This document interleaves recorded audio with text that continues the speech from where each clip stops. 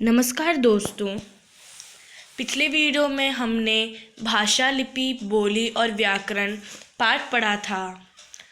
अब हम इसके कुछ प्रश्न देखते हैं कि आपको पिछले वीडियो में क्या कुछ समझ में आया है। उसी के आधार पर ही हमें ये प्रश्न करने हैं। तो चलिए शुरू करते हैं। पहला प्रश्न, भाषा से आप क्या समझते हैं?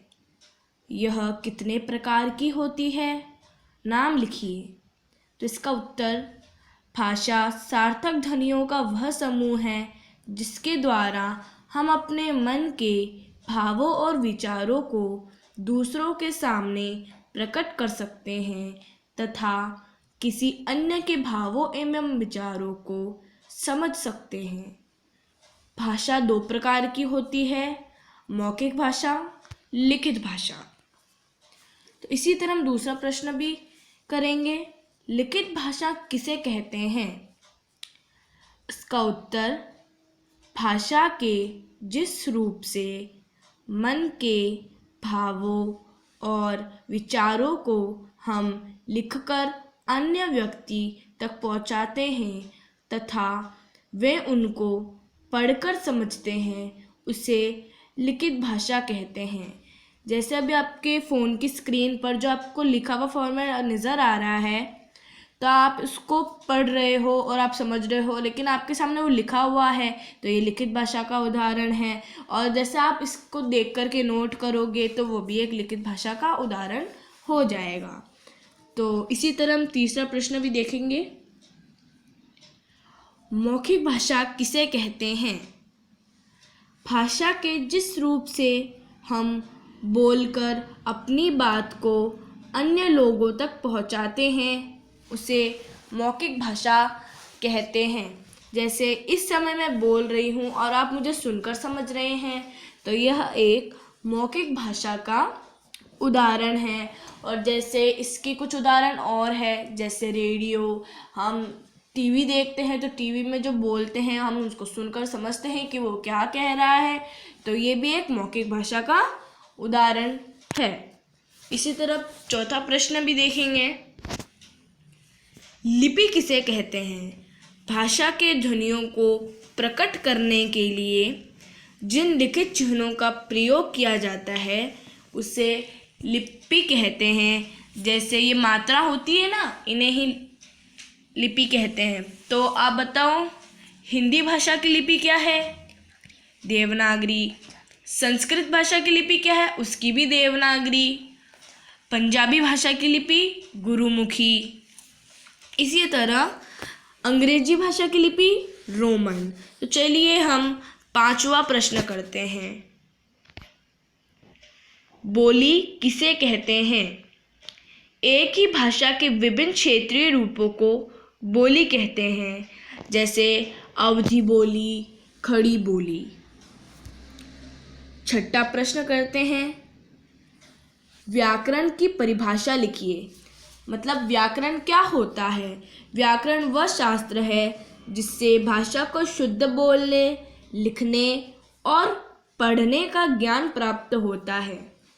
जैसे अगर हम कहेंगे मोहन जा रही है, तो ये हमारा अशुद्ध रूप हो जाएगा। क्यों?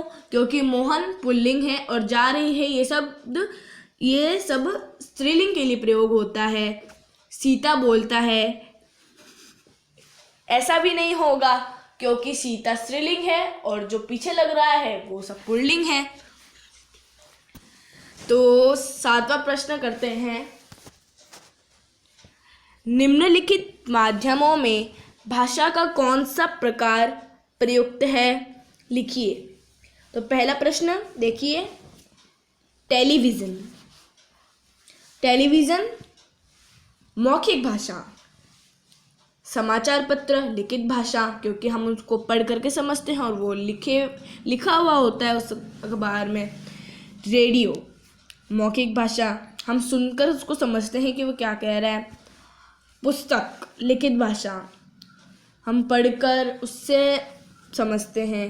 काव्य पाठ मौखिक भाषा, हम कविता बोलते हैं, तो ये सब मौखिक भाषा के उदाहरण। चलिए 8वां प्रश्न करते हैं। उपयुक्त शब्द चुनकर रिक्त स्थानों की पूर्ति कीजिए। उपयुक्त शब्द चुनकर। पहला, भाषा खाली जगह का समूह है, तो इस खाली जगह में क्या आएगा? ध्वनियों या वर्णों।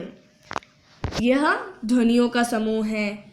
बोली भाषा का खाली जगह रूप है, तो इसमें क्या आएगा? लिखित या क्षेत्रीय। इसका आंसर होगा क्षेत्रीय। भारतीय संविधान में 22 भाषाओं को मान्यता दी गई है, तो यहाँ पे खाली जगह में 22 आंसर आ जाएगा। मैंने पहले ही बता दिया। खाली जगह भारत की राष्ट्रभाषा है, तो कौन सी है? हिंदी है, संस्कृत है, इंग्लिश है, कौन सी है? हिंदी है। हिंदी दिवस खाली जगह को मनाया जाता है। ऑप्शन है 15 अगस्त या 14 सितंबर।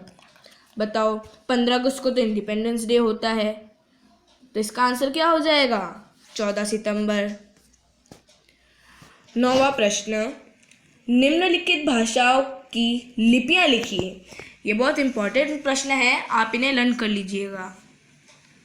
तो हिंदी भाषा की लिपि क्या होती है? मैंने पहले ही बता दिया था, देवनागरी। संस्कृत भाषा की लिपि, वह भी देवनागरी। अंग्रेजी की लिपि रोमन। पंजाबी की लिपि गुरुमुखी। उर्दू की लिपि फारसी। और अरबी की लिपि ये भी फारसी।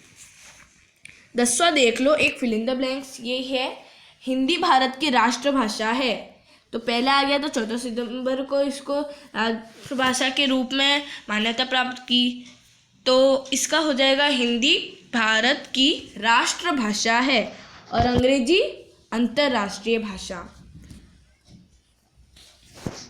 मुझे उम्मीद है कि आपको ये सब प्रश्न उत्तर समझ में आ गए होंगे। आप इन्हें नोट कर लीजिएगा। धन्यवाद।